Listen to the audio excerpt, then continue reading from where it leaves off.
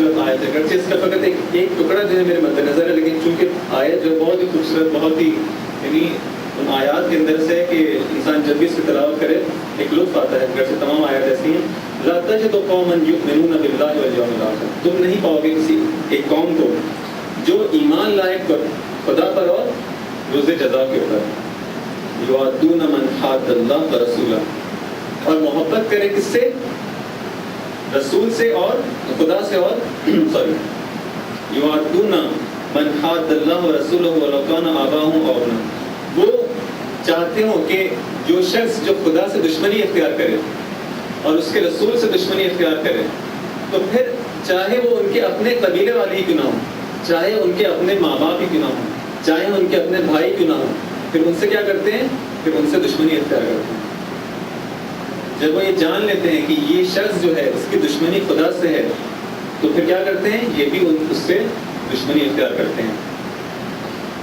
یؤادون من حاد اللہ ورسولہ ولو کانوا آباءہم، گرچہ وہ دشمنی کرنے والے ان کے آبا ہوں اور ابنا ہوں اور اخوان ہوں، گرچہ ان کے بھائی ہوں، اپنے بچے ہوں جن سے انسان اتنی زیادہ محبت کرتا ہے، اور عشیرت ہوں جو ان کے اپنے قبیلے والے ہوں. اولئک کتب فی قلوبہم الایمان، یہ وہ لوگ ہیں جن کی زندگی کا معیار کیا ہے؟ خدا کی محبت. خدا معیار ہے. اگر جو شخص خدا سے محبت کرے گا تو میں اس سے محبت کروں گا. جو شخص خدا سے دشمنی کرے گا، اس کے رسول سے دشمنی کرے گا، میرا وہ دشمن ہوگا، چاہے میرا وہ اپنا بھائی ہو، چاہے میرے اپنے قبیلے والے ہوں، چاہے میرے ماں باپ ہو، چاہے کچھ بھی. اس کی آنکھوں پہ یہ تعصبی بت جو ہے، یہ تعصبی حجاب اس کی آنکھوں پر نہیں پڑ جاتے. اس کی وہ فقط اور فقط اس کی نگاہ کہاں پر ہے؟ خدا اور رسول. جو ان سے نزدیک ہے میں ان سے نزدیک ہوں گا، جو ان سے دور ہے میں ان سے دوری اختیار کروں گا. یہ اس کا معیار ہے زندگی کا. تو اب اس کے ساتھ ہوتا کیا ہے؟ وہ اثر جو بیان کرنا مقصود تھا، ایدہم بروح من اجر، خدا ان کی نصرت کرتا ہے اپنی روح کے ذریعے سے. اس روح کا جو تذکرہ مثلا حضرت عیسیٰ علیہ السلام کے معاملے میں بھی آیا ہے. ایک ایسی مخلوق ہے جو شاید بہت ہی اسے فرشتوں کے صف میں ہے یا نہیں معلوم، لیکن ایک خاص عنایت اس کو حاصل ہوتی ہے. کیسی حکومت حاصل ہوتی ہے، کیسی اس کو نصرت ہوتی ہے؟ وَأَيَّدَهُمْ بِرُوحٍ مِّنْهُ وَيُدْخِلُهُم جَنَّاتٍ تَجْرِي مِن تَحْتِهَا الْأَنْهَارُ. اور اس کے بعد جو ہے اس کی حضرت کا ذکر ہوا ہے. رضی اللہ عنہم، خدا ان سے راضی ہے. پہلے کہا کہ خدا راضی، بعد میں کہا کہ وہ راضی ہے. پہلے یہ نہیں کہا کہ یہ لوگ وہ ہیں کہ جو خدا سے محبت کرتے ہیں اور خدا سے راضی نہیں. اس کا مقام اب یہ ہے کہ خدا پہلے اپنی محبت کا جو ہے وہ دعویٰ کر رہا ہے کہ میں ان سے راضی ہوں. رضی اللہ عنہم ورضوا عنہ، اور یہ بھی خدا سے راضی ہیں. اولئک حزب اللہ، یہ کون ہے؟ اگر کسی کو حزب اللہ کی پہچان کرنی ہو تو اس چیز سے آپ کے پاس معیار کیا ہے حزب اللہ کا؟ یہ معیار ہے تو سامنے واضح ہے. اولئک حزب اللہ، اللہ ان حزب اللہ هم المفلحون، اور یہی کامیابی پانے والے ہیں. قرآن اکثر مقامات پر ٹوک بات کرتا ہے، بلکہ شاید تمام مقامات پر ایسے ہی ہے. کسی کے ساتھ کوئی رشتہ داری، کسی کے ساتھ کوئی تعارف کا تعلق کی بات نہیں ہے. واضح انداز میں کوئی غلط فہمی میں نہ رہے. اولئک هم المفلحون، یہی لوگ ہیں کہ جو کامیابی پانے والے ہیں.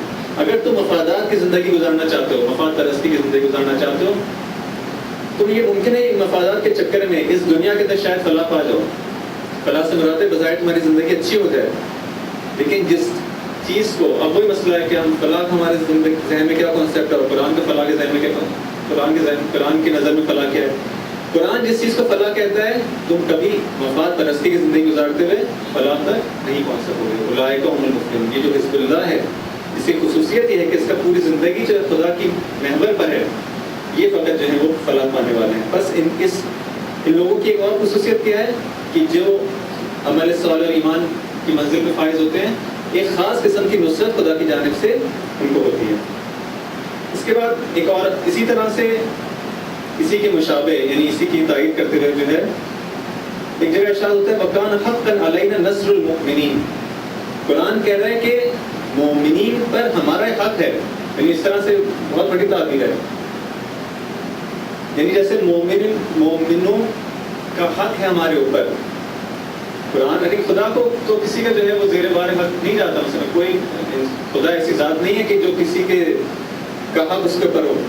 سب کو خدا نے ہی خلق کیا ہے. جب سب کچھ ساری نعمتیں اور سب کچھ رحمتیں خدا کی جانب سے، کوئی اس کو یہ نہیں کہہ سکتا. لیکن قرآن کے جو اور خدا کا جو طریقہ کار ہے، اتنی زیادہ انسان کو جو ہے وہ بلندی اور کرامت عطا کرتا ہے، اس کا اتنا اوپر لانا چاہتا ہے، اس کی اتنی تعظیم کرتا ہے کہ اے انسان دیکھو میں تمہاری کتنی تعظیم کر رہا ہوں، تم خود اپنی قدر و منزلت کو جانو. جس کو خدا کہہ رہا ہو کہ ہم حق ہے مومنین کا ہم پر، کیا حق ہے کہ ہم ان کی نصرت کریں؟ جب خدا خود کہہ رہا ہے کہ اے مومنین میں تمہاری نصرت کروں گا، یہ مجھے، اور جب قرآن کہہ رہا ہے، خدا کہہ رہا ہے کہ حق ہے مومنین کا، تو خدا خود تو جو ہے حق سے رغبت نہیں کرے گا۔ ایسا نہیں ہو سکتا کہ مومنین کو جب نصرت کی ضرورت اور خدا مدد نہ کرے۔ واجب کر لیا ہے خدا نے اپنے اوپر کہ ہم نصرت کریں گے۔ ہاں ممکن ہے اس کے اندر کچھ تاخیر ہو تمہارے امتحان لینے کے لیے، تمہارے ایمان کو دیکھنے کے لیے کہ واقعی تم ایمان کا فقط ادعا کر رہے ہو یا نہیں، اس کے اوپر ثابت قدم بھی رہتے ہو۔ آپ آج دیکھیں، یعنی یہ تاریخ کے اندر تو کتنے ہی واقعات ہمارے سامنے گزر چکے ہیں۔ آج اسی دور کے اندر، ہمارے اسی وقت جب ہم یہاں بیٹھے ہوئے ہیں، اسی دنیا کے اندر کیا ہمارے سامنے واقعات نہیں ہیں؟ یمن کے مظلومین کے آپ شاید دیکھا ہوگا، اگر ہمارے میڈیا تو اس کی اجازت نہیں دیتا کہ ہم ان تمام حقائق کو دیکھیں، لیکن اگر ہمیں کچھ فرصت ملے اور ہم باقی جگہوں سے بھی کچھ انفارمیشن حاصل کرنے کی کوشش کریں تو آپ دیکھ رہے ہیں کہ اس وقت جو ہے وہ سعودی عرب نے امریکہ اور اسرائیل کے ساتھ مل کر جو یمن پہ حملہ کیا ہوا ہے، جب انہوں نے حملہ کیا تھا تو کیا ان کے ذہن میں تھا کہ یہ ایک ہفتے کا کھیل ہے اور ان کو تہس نہس کر دیں گے۔ یمن عرب کنٹریز کے اندر سب سے غریب نیشن ہے، عرب ممالک کے اندر یمن پورسٹ کنٹری ہے۔ آپ نے اگر دیکھا ہو ان لوگوں کی کبھی حالت دیکھی ہو کس طرح سے زندگی گزارتے ہیں، لیکن عجیب ہے، محبت علی ابن ابی طالب بھی عجیب ہے۔ یہ لوگ، ان میں اکثریت کیا ہے، زیدی افراد ہیں۔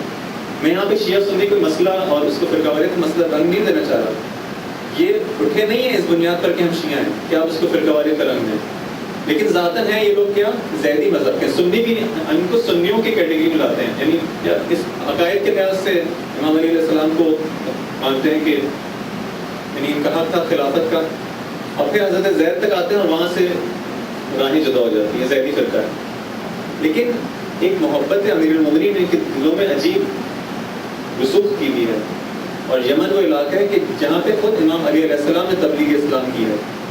شاید یہ واقعہ جسے کہتے ہیں کہ اس احسان فراموش لوگ نہیں ہیں، ابھی تک وہ محبت علی علیہ السلام ان کے دلوں میں ہے، اس طرح ڈٹ کے مقابلہ کر رہے ہیں۔ اچھا یہ لوگ کھڑے کیوں ہوئے؟ تب یہ چونکہ بات آ گئی ہے اس لیے اس کا تذکرہ کر دوں، شاید وہ کہا تھا ہمارے اوپر کہ انہوں نے جو قیام کیا تھا، اس لیے قیام نہیں کیا تھا کہ جو ہے ہم ایک شیعہ ہیں اور مسلم یا زیدی ہیں اور ہمارے مقابلے میں جو افراد ہیں اس سے ہم جو ہے وہ کرنا چاہتے ہیں اور ایران ہماری سپورٹ کر رہا ہے۔ ایران کا تو کوئی نام پہلے اس کا ذکر ہی نہیں تھا کوئی۔ سارا مسئلہ یہ تھا کہ یہ ایک ایسی کنٹری ہے جہاں جو مالی لحاظ سے، ریسورسز کے لحاظ سے بہت رچ کنٹری ہے، لیکن عرصے دراز تک اس کو جو ہے محروم رکھا گیا ہے۔ سعودی عرب نے اپنی قدرت استعمال کرتے ہوئے اس کے جو حاکموں کو رشوت دیتے ہوئے کہ بلاخر اس کنٹری کو جو اس حالت میں رکھا جائے کہ اس کے ریسورسز سے وہ استفادہ نہ کرے اور ہمارے مقابلے میں آ کر کھڑے نہ ہو جائے۔ بلاخر اس قوم کے اندر کچھ افراد چند سالوں پہلے اٹھتے ہیں، کہا جاتا ہے کہ 7 سے 8 افراد تھے کہ جو اس کام کا بیڑا اٹھاتے ہیں کہ بلاخر ہمیں کچھ کرنا ہے، اس قوم کو جو ہے وہ جگانا ہے۔ 7 سے 8 افراد، اور یہ اپنی تعلیم کی اس کا سلسلہ شروع کرتے ہیں درس قرآن سے۔ دیکھیں اس قرآن کے اندر کتنی قوت ہے، اس درس قرآن سے سلسلہ شروع ہوتا ہے اور یہ سلسلہ پھیلتا ہے اور لوگ جو ہے قرآنی تعلیمات سے آشنا ہونا شروع کرتے ہیں۔ جب یعنی ہمارا یہ مقام ہو سکتا ہے، یعنی ہماری یہ قوت ہو سکتی ہے، ہماری خدا اس طرح سے مدد کر سکتا ہے، اس چیز سے الہام لیتے ہیں، یہ پورے ملک میں پھیلتے ہیں۔ کوئی بہت ہی خاموش سلسلہ ہوتا ہے، لیکن ان کی اخلاقی تربیت ہوتی ہے۔ آہستہ آہستہ ان کو خیال آتا ہے کہ ہمارے حقوق کے جو ہمیں حاصل کرنے ہیں، کیوں ہم لوگ جو ہے مظلومیت کی زندگی گزاریں، اور اس طرح سے کہا کہ بلاخر یہ حضرت امام حسین علیہ السلام تک مانتے ہیں اور اس کربلا کو شدید طریقے سے مانتے ہیں۔ آپ دیکھیں ان کی جو عزاداری ہوتی ہے بہت ہی، اس کے اندر جوش و خروش ہوتا ہے، بہت زیادہ جوش و خروش ہوتا ہے، اور ایک ایسی جنگجو قوم ہے کہ واقعی جس کے اندر اتنا پوٹینشیل ہے کہ اس کو اگر اٹھا دیا جاتا اور جو الحمدللہ کیا اٹھ گئی ہے تو یہ بہت بڑا کارنامہ انجام دے سکتے ہیں، انشاءاللہ کہ اس میں ان کو کامیابی عطا ہو۔ تو بلاخر یہ اٹھتے ہیں اور جو ہے اس کے مقابلے میں کہ ہم کرپشن کے مقابلے میں کہ ہمارے ملک میں جتنا کرپشن ہو رہا ہے، ہمارے پاس جو ریسورسز ہمارے ہاتھ سے جا رہے ہیں ہم اس کو نہیں ہونے دیں گے، اس کے مقابلے میں اٹھتے ہیں۔ اور پھر جو ہے وہ پہلے بھی چند سال پہلے جنگ ہوتی ہے، سعودی عرب کو جو ہے وہ عجیب کیمیائی اور جو فاسفورس بام وغیرہ استعمال کر کے ان کو دبا دیا جاتا ہے۔ دوبارہ سے جو ہے یہ اٹھتے ہیں، ایک دفعہ جو ہے وہ ان کو یعنی کامیابی مل رہی تھی، لیکن بلاخر دشمن کیا ہوتا ہے جب دیکھتے جو واقف پہ ہوتا ہے اس کے لیے کوئی لمٹس نہیں ہوتی، وہ ہر ہتھ کنڈا استعمال کر سکتا ہے۔ جب وہ ان کو شکست ہوتی ہے سعودیز کو تو وہ پھر اور سے ہتھ کنڈوں پر اتر آتے ہیں اور ان کے اوپر کیمیکل ویپنز استعمال ہوتے ہیں، جس میں وہ مجبور ہو جاتے ہیں جنگ کو بند کرنا۔ اس مرتبہ دوبارہ یہ لوگ اٹھتے ہیں اور کہتے ہیں کہ ہم اس کرپشن کو اور اپنے ملک کے اندر اس ریسورسز کو جو ضائع ہو رہے ہیں ہم ضائع نہیں ہونے دیں گے. اور جب اٹھتے ہیں تو یہاں پہ جو ہے بہانہ بنایا جاتا ہے کہ یہاں پہ جو ایران ان کی ہیلپ کر رہا ہے, وہاں سے سعودی عرب جو حملہ کر دیتا ہے, اور یہ ساری چیزیں اگر آپ کو معلوم ہو. اور آج 4.5 مہینے سے زیادہ, مارچ میں حملہ شروع ہوتا ہے بلکہ 6 مہینے ہونا ہے, 6 مہینے تک یہ لوگ جو ہے مقاومت کر رہے ہیں. اور اس وقت حالت یہ ہے کہ سعودی عرب کو شدید نقصان ہوا ہے کہ جو میڈیا ہمیں نہیں بتاتا اس بات کا, اور وہ لوگ پریشان ہیں, لیکن اس وقت ان کے انا کا مسئلہ بن چکا ہے. لیکن انشاءاللہ کہ ان کو کامیابی اور نصرت ملے گی. کیوں؟ اس لیے کہ جو ہے جب ایک شخص جو ہے خدا کے راستے میں نکل آتا ہے تو پھر کان حقا علینا نصر المؤمنین, پھر خدا ان کی حتماً جو ہے نصرت کرے گا انشاءاللہ. بس 2 آثار ہیں کہ جو حیات طیبہ کے ہیں, ایک نور ان کو ملتا ہے اور ایک ایسی قدرت ان کو ملتی ہے. نور جب ملتا ہے تو حق اور باطل کے درمیان کیا کرتے ہیں, اس کے اندر تمیز ڈال پاتے ہیں. ساتھ میں قدرت بھی خدا دیتا ہے, فقط نور نہیں دیتا. اگر فقط نور مل جائے, قدرت نہ ملے تو کیسے جو ہے وہ ظالم کا مقابلہ کریں گے. نور بھی ملتا ہے, حق کو اور باطل کو پہچانتے ہیں. قدرت ملتی ہے تو احقاق حق کرتے ہیں, حق کو پھر حاصل کرتے ہیں اور باطل کے مقابلے میں قیام کرتے ہیں. یہ نہیں کہتے کہ ہماری ذمہ داری ہے کہ ہم جو ہے ہاتھ رکھ کے بیٹھ جائیں. نہیں, تمہاری ذمہ داری ہے کہ جب حق کو پہچان لیا تو اس کو حاصل کرنے کی کوشش کرو. جب تک کہ تم خود اپنی حالت بدلنے کی کوشش نہیں کرو گے, جو واضح آیت ہے, جب تک خدا اس قوم کی حالت نہیں بدلتا. جب تم خود کوشش کرو گے, کچھ کر کے دکھاؤ گے, تب پھر خدا کی نصرت جو ہے وہ آئے گی اور ہمارے شامل حال ہوگی. بس ایک ایسی زندگی جو حیات طیبہ ہے, اس کے 2 اہم ترین آثار ہیں. ایک ان کو ہدایت ملتی ہے کہ جس کے ذریعے سے ان کو واضح ہو جاتا ہے, ان کے لیے صاف, کہ پھر جب وہ حق کو پہچان لیتے تو دیکھتے ہیں کہ حق ہی کو بقا ہے. جب باطل کو پہچان لیتے تو دیکھتے ہیں کہ باطل کو فنا ہے. پھر باطل کے پیچھے نہیں جاتے, گرچہ اس کے اندر کتنی زیادہ جو ہے وہ زینت ہو, اس کے اندر کتنی زیادہ جو زرق و برق ہو. کیوں علی علیہ السلام کہتے ہیں کہ میں اس دنیا کو 3 طلاق دے چکا ہوں؟ کیوں ان کے لیے آسان ہے یہ کام کرنا, ہمارے لیے مشکل ہے؟ کیونکہ حق اور باطل جب جدا ہو جائے تو آپ کو باطل سے اتنی نفرت ہو جائے گی, اتنی نفرت ہو جائے گی کہ آپ اس کے پاس جانا بھی پسند نہیں کریں گے. ہم اس لیے ہمارے لیے کام مشکل ہے کہ ہم حق اور باطل کی تمیز نہیں کر پاتے. ہمیں وہ نور اگر مل جائے کہ جب اپنی ہماری آنکھیں کھل جائیں, تو دل کی آنکھیں کھل جائیں اور ہم باطل کو اس کی اصل حقیقت کے اندر, اصل صورت کے اندر دیکھ لیں, تو ہم دیکھیں گے کتنی زشت ہے, کتنی بری ہے, کتنی بدصورت ہے اس کی صورت. لیکن اس کے اوپر کیا شیطان کیا کرتا ہے, اس کا کام یہ کیا ہے کہ اس کو زینت دے دیتا ہے. اور جن لوگوں کی آنکھیں فقط اسی ظاہر کو دیکھ رہی ہوتی ہیں, اس کے پیچھے نہیں دیکھ پاتی اور اسی کے پیچھے چلتے رہتے ہیں. لیکن جن کو خدا حیات طیبہ عطا کرتا ہے, وہ اس نور کے ذریعے, اس نور بصیرت کے ذریعے ان کی نگاہیں جو ہیں وہ چیر دیتی ہیں ان کی جاہوں کو, اور اس باطل کی حقیقت تک پہنچ جاتی ہیں.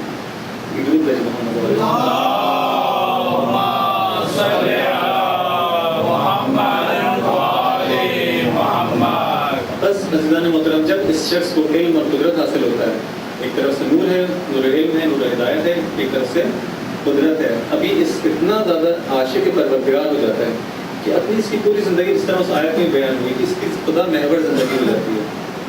اس کو پھر زندگی میں جو چیز کی طلب ہوتی ہے, حاجت ہوتی ہے, وہ خدا ہوتا ہے.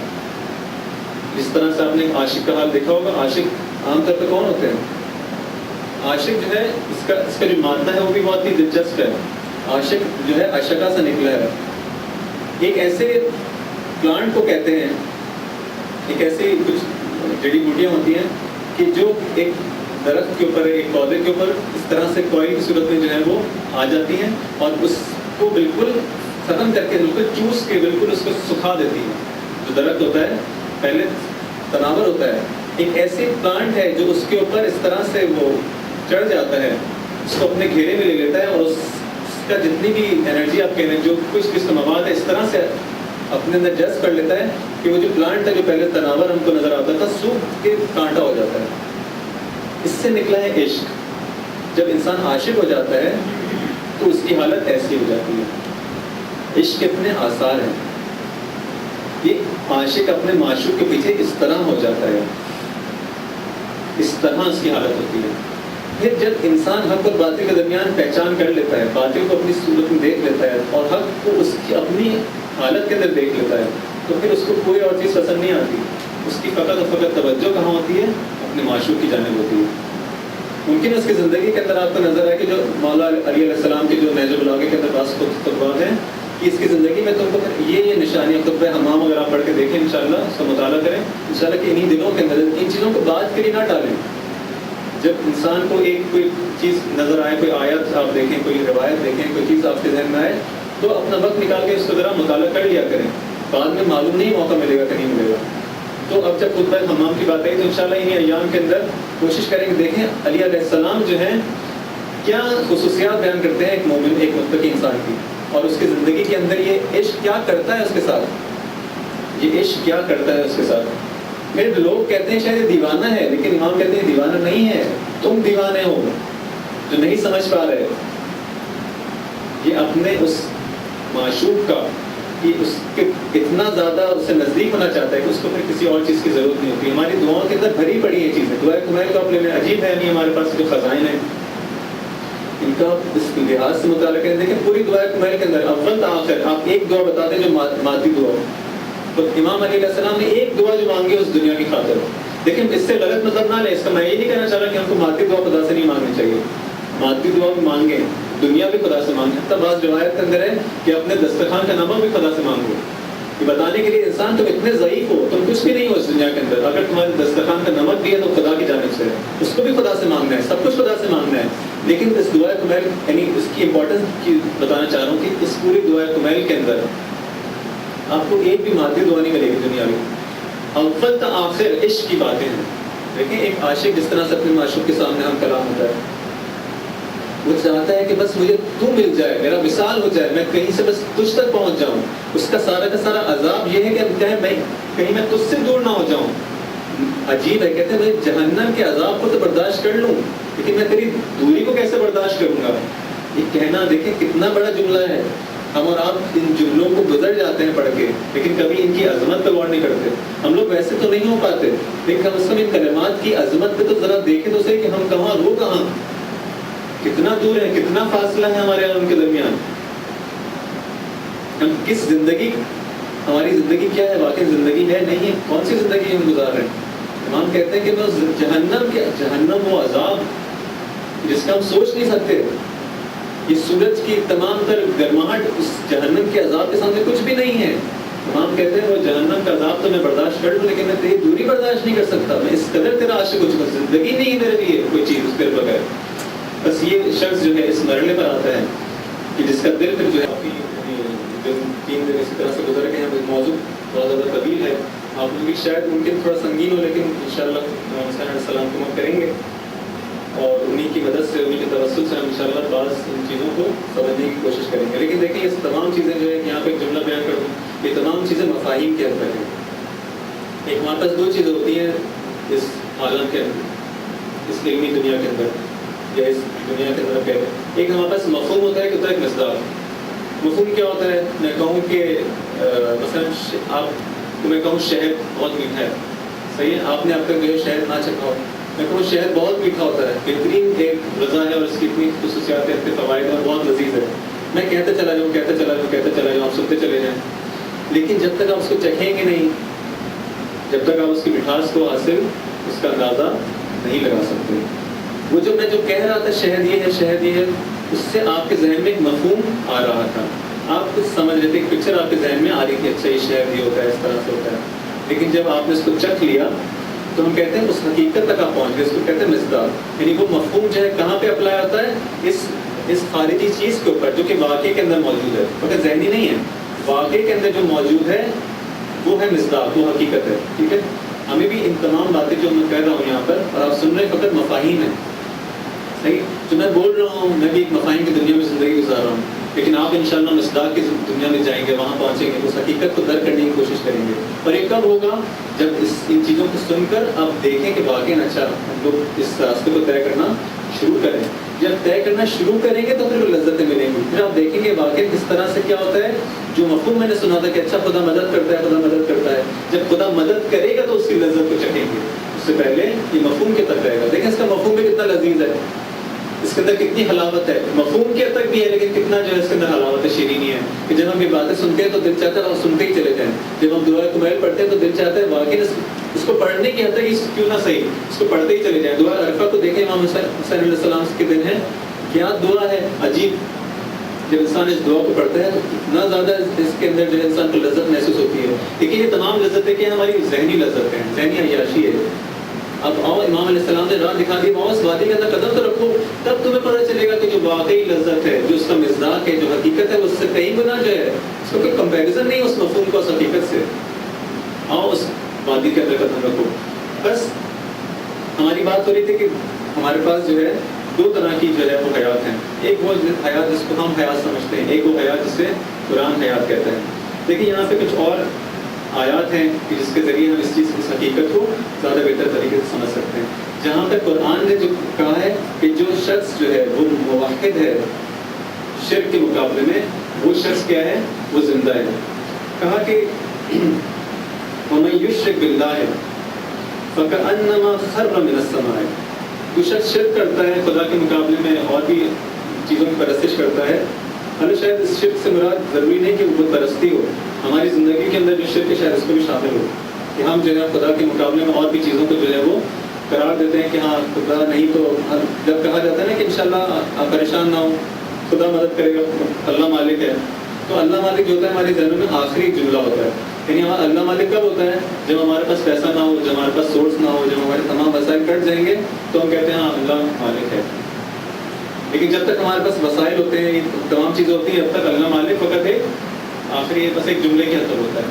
لیکن یہ بھی شرک شاید اس کو ہم کہہ سکتے ہیں واقعی. یعنی شرک کے مراتب ہیں, وہ اعلیٰ ایک ظاہری مرتبہ ہے, لیکن ایک مرتبہ وہی ہے کہ جس کو واقعی قرآن نے بھی کہا ہے کہ کوئی مومن نہیں, عام مومنین جو ہے ان کی زندگی شرک سے خالی نہیں ہے. خود قرآن نے کہتا ہے, مجھے آیت اصل یاد نہیں, کہ ہر انسان مومن, عام مومنین جو ہے ہماری طرح کے, بلکہ میں کہوں میری طرح کے, تو ہماری زندگی جو ہے شرک سے جو ہے مخلوط ہوتی ہے, ہم شرک بھی کرتے ہیں. لیکن خدا اپنی بزرگی سے ان خفی شرکوں کو کیا کرتا ہے, معاف کر دیتا ہے.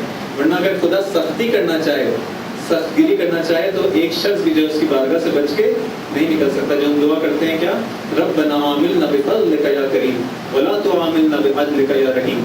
اے خدا ہمارے ساتھ اپنے لطف و کرم سے پیش آنا. اگر تم نے عدالت, یہ نہیں کہا کہ تو سخت گیری کرنا, نہیں, عدالت یعنی جو واقعی جو حق اگر ہم کو دینا چاہتے ہم تو کوئی بچ کے نہیں نکل سکیں گے. عدل سے کام نہیں لینا ہمارے لیے, ہمارے ساتھ ہے خدا, ہمارے ساتھ لطف و کرم سے اپنے فضل سے کام لینا. تو قرآن کہتے ہیں وَمَن يُشْرِكْ بِاللَّهِ, جو شخص شرک کرتا ہے فَكَأَنَّمَا خَرَّ مِنَ السَّمَاءِ. عجیب مثالوں کے ذریعے ہمارے ذہنوں کے نزدیک لاتا ہے. کہتا ہے ایسے ہی جو شخص آسمان سے گر گیا ہو. ایک شخص سے آپ تصور کریں آسمان سے نیچے آ رہا ہے, اگر یہ شخص واقعی زمین پر گر جائے تو اس کو کیا عالم ہوگا. یعنی اس میں اس کا کوئی بچے گا. آپ کہیں کہ مثلا فرض کریں کہ ایک شخص جو ہے وہ 5ویں منزل سے چھلانگ مار دے, جب نیچے آئے گا تو اس کا دماغ جو باہر نکل چکا ہوگا. دیکھا بھی ہوگا شاید بعد ایسے بنا دو. وہ شخص خدا کہہ رہے وہ آسمان سے گر رہا ہے, خر من السماء فتفتح. اب ایک بیچ میں ایک پرندہ آتا ہے اور اس کو جھپک کے لے جاتا ہے. ایک ایسا فرض کریں کوئی پرندہ ہے کہ جو آتا ہے وہ انسان گر رہا ہے اور یہ شکار کے معنی اس کو شکار کر کے لے جاتا ہے. یا پھر ہوتا ہے کہ الریح, یا پھر ایک ہوا چلتی ہے جو اس کو لے کے چلی جاتی ہے کہاں پر, فی مکان صحیح, ایک دور مقام پر پھینک دیتی ہے اس کو. نہیں کتنی اس کی جو ہے وہ پستی بیان کر رہا ہے. جو شخص مشرک ہوتا ہے خدا کے مقابلے میں, توحید کے مقابلے میں شرک کرتا ہے, اس کی مثال ایسی ہے جیسے آسمان سے گرتا ہے اور ایک ایسے دور مقام پہ جا گرتا ہے کہ جس کو کوئی نام و نشان باقی نہیں رہتا. یہ ہے اس شخص کی, یہ ہے. اگر آپ شرک کو لینا چاہیں تو شرک ایک ایسی موت ہے کہ اس کا کوئی نام و نشان بھی باقی نہیں رہنے والا. اسی طرح سے وما يستوي الاحياء ولا الاموات, خدا جو ہے قرآن کے اندر جو ہے جگہ پر آ کے بیان کرتا ہے کہ حی اور میت جو برابر نہیں ہو سکتے. ہم کہیں کہ عجیب ہے یہ بات تو کوئی بیان کرنے والی نہیں ہے. سب کو معلوم ہے کہ جو زندہ ہے وہ میت کے مقابلے برابر نہیں ہو سکتا. لیکن آگے جو آیت ہے وہ بتا رہی کہ اس زندہ اور مردہ سے کیا مراد ہے. وما يستوي الاحياء ولا الاموات ان اللہ یسمع من یشاء. خدا رسول سے کہتا ہے کہ تم جو ہے فقط کس کو ہدایت دے سکتے ہو, کس تک جو ہے دین کی بات پہنچا سکتے ہو, جس کو خدا چاہے. یعنی ہدایت وہی پائے گا, وہی سنے گا کہ جو سننا چاہتا ہوگا اور خدا اس کی ہدایت کرنا چاہتا ہوگا. وما انت بمسمع من فی القبور. یہاں پہ بھی ایک عجیب بات ہے ظاہری طور پہ اگر دیکھا جائے کہ خدا کہتا ہے اے رسول تھے جو قبروں میں ہیں. اگر اس کا ظاہری ترجمہ کریں, ظاہری اس پہ توجہ دیں تو ہم کہیں گے یہ بھی عجیب بات ہے. آیت کا پہلا ٹکڑا بھی عجیب تھا, اس میں کہا گیا کہ زندہ اور مردہ برابر نہیں ہے. کہیں گے معلوم ہے کہ زندہ اور مردہ برابر نہیں ہے. آخری ٹکڑا بھی آیت کا عجیب ہے. خدا رسول سے کہہ رہے دیکھو جو تو قبروں میں ہے تو ان کی ہدایت نہیں کر سکتے. کوئی کہے گا کہ رسول تو اتنے عقل مند تھے کہ وہ قبرستان میں جا کے تو تبلیغ نہیں کرتے تھے, وہ تو انسانوں کے درمیان تبلیغ کیا کرتے تھے. وہ کب گئے قبرستان کے اندر تبلیغ کرنے کے لیے؟ یہاں سے معلوم ہوتا ہے کہ جب آیت کے صدر اور اس کے ذیل کو جب ہم ملاتے ہیں, اسٹارٹنگ اور اینڈنگ کو جب ملاتے ہیں, تو معلوم ہوتا ہے کہ وہ زندگی سے کیا مراد ہے اور اس موت سے کیا مراد ہے. اس قبر سے مراد وہ قبرستان کفر ہے, کہ وہ لوگ جو کہ قبرستان کفر کے اندر ہیں, ان کفر کی قبروں کے اندر سو رہے ہیں, زندہ ہیں لیکن کفر کی قبرستان کے اندر ہیں. ان کی زندگی جو یہ باڈی ہے یہ قبر کی مانند ہے جس کے اندر وہ موت کی حالت کے اندر ہے. دیکھو تم ان لوگوں کو ہدایت نہیں کر سکتے, پھر تم کس کی ہدایت کرو گے کہ جو زندہ ہوگا. اس کا مطلب ہے زندگی سے مراد کون سی زندگی ہے؟ جو کفر کے مقابلے میں زندگی ہو. قرآن اکثر اس طرح کا کام کرتا ہے. اکثر دیکھیں دو اپوزٹ چیزیں ہوتی ہیں, قرآن ایک چیز کو بیان کرتا ہے, ایک چیز کو آپ پہ چھوڑ دیتا ہے کہ تم اس کو خود سمجھ لو. یہاں پہ قرآن نے فقط ایک چیز کا ذکر کیا, کفر کا, اس کے مقابلے میں جو اپوزٹ تھا اس کو بیان نہیں کیا. ایک چیز ہے حیات, اس کے مقابلے میں اپوزٹ چیز کیا ہے موت. ایک چیز ہے کفر, اس کے مقابلے میں کیا ہے ایمان. آیت کے شروع میں اس طرف کے اپوزٹ کو لیا, آخر میں کی اینڈنگ میں اس طرف کے اپوزٹ کو. وہاں پہ کہا کہ کس چیز کے درمیان کمپیریزن کرایا, زندگی اور موت کے درمیان. یہاں پہ جو ہے فقط ایک چیز کو لے لیا. یہاں پہ مومن اور کافر کے درمیان کمپیریزن نہیں کروایا, فقط کافر کو لیا اور باقی چیز آپ پہ چھوڑ دی کہ تم خود فکر کرو. یعنی میں یہ کہنا چاہ رہا ہوں کہ جو شخص جو ہے کافر ہے وہ مردہ ہے, اور جو شخص مومن ہے وہ کیا ہے, در حقیقت وہی زندہ ہے. اسی چیز کو آسان کرنے کے لیے اگر ہمارے لیے کمپیریزن کرنا اور یہ سب اوپر نیچے کرنا مشکل ہو تو قرآن نے بات تھوڑی اور آسان کر دی. ایک جگہ کہتا ہے لِيُنذِرَ مَنْ كَانَ حَيًّا وَيَحِقَّ الْقَوْلُ عَلَى الْكَافِرِينَ. اے رسول تم کس کو ڈرا سکتے ہو؟ من کان حیا, جو زندہ ہوگا فقط اس کی ہدایت کر سکتے ہو. وَيَحِقَّ الْقَوْلُ عَلَى الْكَافِرِينَ, یہاں پہ بھی وہی کام ہوا ہے. اور کافرین پر کیا ہے, حجت تمام ہو گئی ہے. یعنی ان کو تم نہیں ڈرا سکتے, ان کو انذار نہیں کر سکتے. یعنی نہیں کر سکتے اس کے مراد یہ ہے کہ وہ لوگ اثر اس کا قبول نہیں کریں گے. تم کہتے رہو لیکن اس کو اثر ان پر نہیں ہوگا, اور کافرین پر حجت تمام ہو گئی ہے. بس کس کو ڈرایا جائے گا؟ جو کہ زندہ ہوگا. اور زندہ کے مقابلے میں کیا لایا قرآن؟ موت کو نہیں لایا, کافر کو لے کے آیا. اس کا مطلب کیا ہے کہ کافر جو ہے مردہ ہے اور حی کون ہے؟ وہ مومن ہے. اسی طرح سے ان تسمعوا الا من یؤمن بآیاتنا فهم مسلمون, ایک اور آیت میں ارشاد ہوتا ہے کہ تم نہیں سنا سکتے مگر وہ جو کہ ایمان لائے, اور یہی لوگ کیا ہے مسلم ہیں. یہاں پہ تھوڑا بہت زیادہ واضح ہے اس بات کو کہ جو شخص جو ہے وہ ایمان لاتا ہے اسی کی ہدایت کی جا سکتی ہے. اس کو جب باقی آیات سے ہم کمپیئر کریں گے تو معلوم ہو جائے گا کہ قرآن کے نزدیک کون زندہ ہے, وہ جو کہ مومن ہے. اور یہ آخری آیت پڑھو, اس کے بعد جو انشاءاللہ آج کی گفتگو, تاکہ ایک ٹاپک جو ہے جو میرے ذہن میں تھا کہ حیات حقیقی کو ہم سمجھ لیں, تو یہاں پہ اس کو بار بار پھر تکرار کرنے کی ضرورت نہ پڑے. کہا یا ایھا الذین آمنوا استجیبوا للہ وللرسول اذا دعاکم لما یحییکم. اے ایمان لانے والو, جب خدا و رسول تمہیں دعوت دیں تو قبول کرو. کیوں قبول کرو؟ تاکہ تم زندہ ہو جاؤ, تاکہ تمہیں وہ زندہ کر سکیں. یہ تمہارے لیے یہ چیز ہے, تمہیں زندہ کرنا چاہ رہے ہیں. اس کو اپنے لیے بوجھ نہ سمجھو کہ تمہاری شرافت ہے, تمہیں زندہ کرنا چاہ رہے ہو. تم کیوں بھاگ رہے ہو؟ یعنی تم اس طرح سے جیسے میں مرا ہوا رہنا چاہتا ہوں. کوئی شخص مجھے آئے اور زندگی دینا چاہ رہا ہو, لیکن میں کہوں نہیں, میں زندہ نہیں ہونا چاہتا. قرآن کہتے ہیں جب خدا و رسول کی جانب سے پیغام آئے تو اس کو لبیک کہو. یہ چاہتے ہیں تمہیں زندہ کر دیں, تم اپنی اس مردانہ زندگی سے جو ہے وہ مردہ زندگی سے باہر آ سکو. یہ ہے وہ قرآن کا پیغام حیات, وہ حیات جس کو قرآن جو ہے وہ حیات سمجھتا ہے.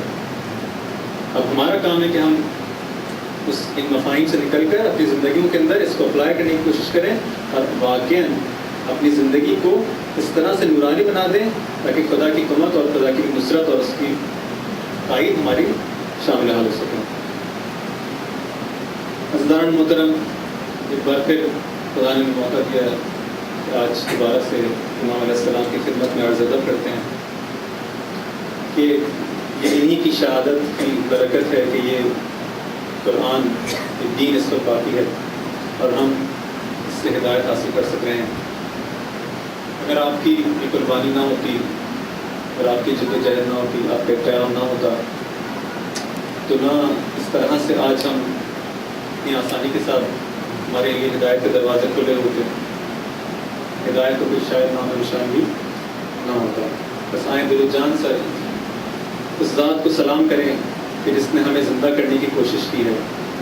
گرچہ ہمیں زندہ کرنے کی خاطر اس نے خود شہادت فرموش کیا، لیکن بس ہم زندہ ہو جائیں، اس کا دغدغہ ہے، اس کی فکر ہے کہ کسی طرح سے میں اپنے مومنین کو زندگی عطا کر سکوں.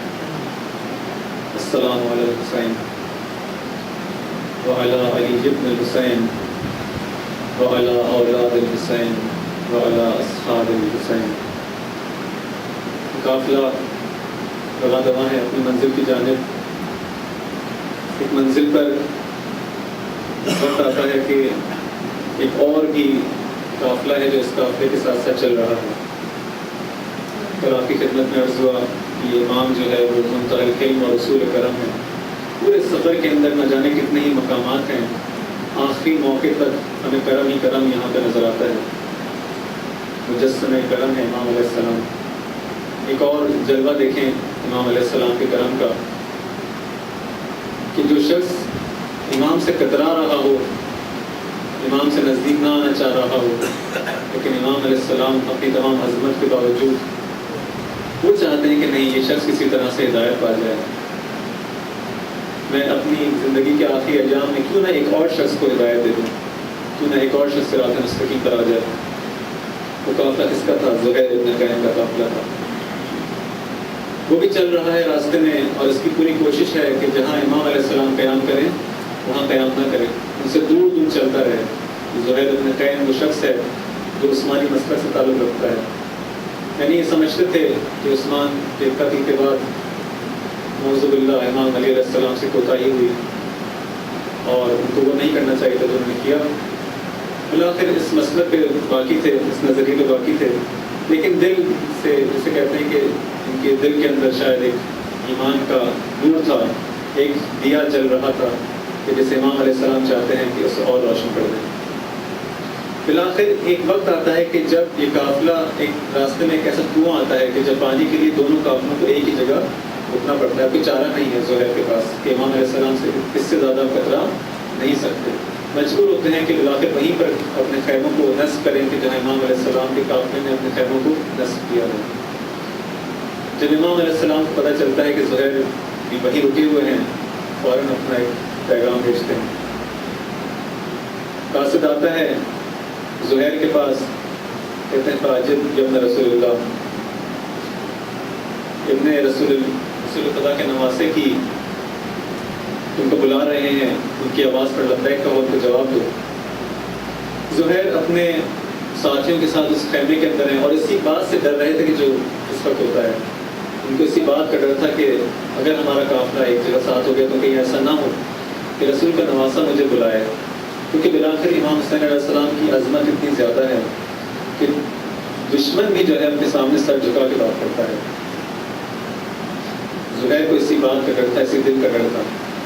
اب پریشان ہے، جیسے کہ ایک انسان جو ہے اس کی حواس بالکل گم ہو جائے، بالکل گمسم ہو جاتے ہیں کہ یہ کیا ہو گیا. اب حسین نے مجھے بلایا، میں کیا کروں گا. زہیر کی زوجہ بھی وہاں موجود تھی. جب یہ سنتی ہے کہ امام علیہ السلام نے بی زہرا کے بیٹے نے دعوت دی ہے زہیر کو، اور زہیر اپنی جگہ سے ہل نہیں رہا، بڑا تعجب کر کے کہتی ہیں کہ اے زہیر تمہیں کیا ہو گیا ہے، تمہیں نبی کا نواسہ بلا رہے ہیں تو اپنی جگہ سے ہل نہیں رہے، جاؤ جا کے دیکھو کیا کہتے ہیں. بے شک تم ان کی بات نہیں مانتا، لیکن یہ بے ادبی ہے کہ وہ تمہیں بلائیں اور تم نہ جاؤ. زہیر مجبور ہوتے ہیں، بہت ہی مرجھائے ہوئے چہرے کے ساتھ، پشمردہ چہرے کے ساتھ خیمے میں داخل ہوتے ہیں. یہاں پر تاریخ میں کچھ نہیں لکھا کہ خیمے میں کیا ہوا، امام اور زہیر کے درمیان کیا گفتگو ہوئی، کچھ نہیں تاریخ میں ملتا. فقط تاریخ میں یہ بات ملتی ہے کہ جب زہیر خیمے سے باہر آئے تھے تو جب گئے تھے تو ان کا چہرہ مرجھایا ہوا تھا، لیکن جب باہر نکلے ہیں تو گلاب کی طرح ان کا چہرہ کھلکھلایا ہوا ہے. اپنے خیمے میں آتے لوگ تعجب کرتے ہیں یہ وہی زہیر ہے جو کہ اس کچھ لمحے پہلے خیمے میں گیا تھا. یقین نہیں آتا کہ یہ وہی زہیر ہوگا کہ جو اب اس وقت اتنا خوشحال ہو چکا ہے اس کے اندر یہ کیا تبدیلی آ گئی؟ آتے کے ساتھ ہی وصیت کرتے ہیں اپنے بیٹوں کو کہ دیکھو میرے بعد یہ کرنا، اپنی بیٹیوں کو وصیت کرتے ہیں دیکھو میرے بعد یہ کرنا، اپنے واجبات بتاتے ہیں کہ ان کو اس طرح سے انجام دیا جائے، اور پھر کہتے ہیں دیکھو میں جا رہا ہوں خیام حسینی کی جانب، خدایا ہمیں بھی زہیر کی مانے ہدایت نصیب فرما۔ کہتے ہیں کہ میں جا رہا ہوں اب حسین علیہ السلام خیام کی جانب، ان کی زوجہ آتی ہیں راستہ روک لیتی ہیں، کہتی ہیں اے زہیر دیکھو تم جا تو رہے ہو لیکن جب قیامت کا دن آئے گا نا تو مجھے فراموش نہ کرنا، بی بی زہرا کے سامنے میری شفاعت ضرور کروا دینا۔ زہیر آتے ہیں بلاخر خیام حسینی میں شامل ہوتے ہیں، اس قافلے حسینی میں شامل ہو جاتے ہیں۔ کل تک جو شخص عثمانی مسلک میں تھا آج امام علیہ السلام اس کو اتنا مقام دیتے ہیں کہ میمنے کا سردار بنا دیتے ہیں۔ وہ میسرہ جس کا سردار حبیب ابن مظاہر ان کا بچپن کا دوست ہے، تو یہ میمنے کا سردار زہیر ابن تین ہو جاتے ہیں۔ عجیب مقام و منزلت ہے، لیکن عجیب کرم ہے امام علیہ السلام کا، کتنا کرم ہے کہ اس شخص کو اتنا اوپر لے کے آ گئے۔ اتنی عظمت آج زہیر ابن بیت کی کہ امام کے میمنے کے سردار بن چکے ہیں۔ بلاخر جنگ کا آغاز ہوتا ہے تو زہیر جنگ پہ جاتے ہیں، بلاخر شہادت نصیب ہوتی ہے، یہاں تک کہ جب تمام اصحاب بھی شہید ہو جاتے ہیں، اہل بیت بھی شہید ہو جاتے ہیں، جب امام علیہ السلام تک وہ تنہا رہ جاتے ہیں تو زہیر کا وہ مقام ہے کہ جہاں آخری لمحات کے اندر امام جن چند صحابیوں کو یاد کرتے ہیں ان میں یہ زہیر ابن کعب بھی شامل ہے۔